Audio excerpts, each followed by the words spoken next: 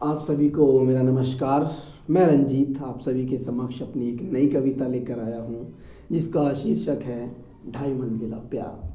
और कविता कुछ इस प्रकार है कि माना तुम मुझसे और मुझे तुमसे प्यार है। माना तुम मुझसे और मुझे तुमसे प्यार है। पर क्या प्यार की ये दीवार पर क्या प्यार की ये दीवार या प्यार का ये घर टिक पाएगा? क्योंकि दीवारों को टिकने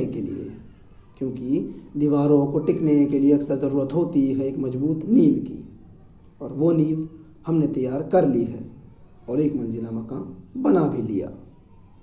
पर अक्सर नींव में कुछ ईंटें कमज़ोर लग जाती हैं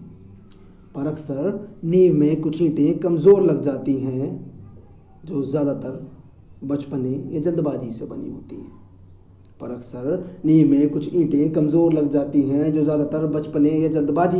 होती हैं। तो तुम इन ईंटों को निकाल कर अपने मजबूत इरादों से क्या ये घर टिका पाओगी? चलो, तुम्हारे मजबूत इरादों से और मेरे हौसलों से हमारा एक मंजिला मकान बन गया। अब हम उस मुकाम पर हैं जब हमें प्यार की दूसरी मंजिल बनानी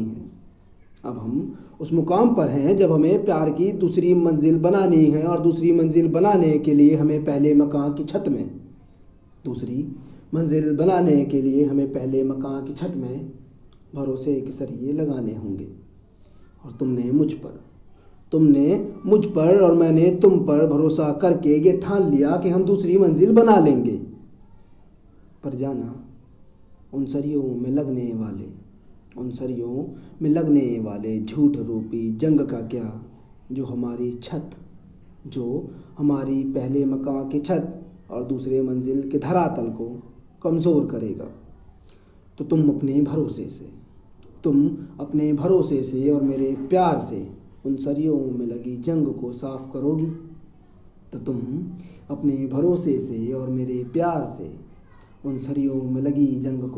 करोगी। चलो, मैंने मान लिया कि हमने प्यार के 2 माले बना लिए और अब हम पहुंच चुके हैं अपने प्यार के अंतिम पड़ाव यानी अपने अंतिम माले की ओर। यह माला है हमारे इम्तिहान की चरम सीमा जहां मैं काम नहीं आऊँगा। क्योंकि इस मुकाम तक आते आते मौसम बारिश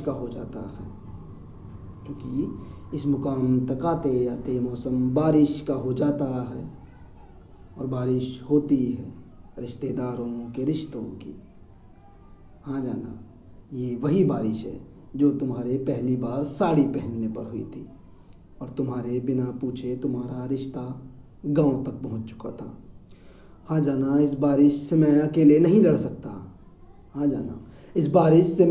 नहीं लड़ सकता क्योंकि मेरे पास सिर्फ और सिर्फ छाते का डंडा है। ऊपर की छतरी तुम्हें बनना पड़ेगा। नहीं तो ये रिश्तेदारों का पानी घुस जाएगा हमारे लेंटर में, जिसको हमने विश्वास से बनाया था, और लगा देगा जंग उन सरियों में जिनको साफ करने की हमने कसम खाई थी, और बांट देगा 2 भागों में तुम्हें, मुझे और हमारे इस लेंटर को अपने पानी से बनी दरारों से। और बांट देगा 2 भागों में ये तुम्हें, मुझे और इस लेंटर को अपनी पानी से बनी दरारों से। और वही दरारें धीरे धीरे हमारे लेंटर को खोखला कर गिरा देंगी हमारे प्यार के मकान को, जो मकान अभी घर बनने वाला था। हाँ जाना, बस यही कुछ सवाल थे तुमसे करने, जो बेहद ज़रूरी थे अपने मकान को घर करने के लिए। धन्यवाद।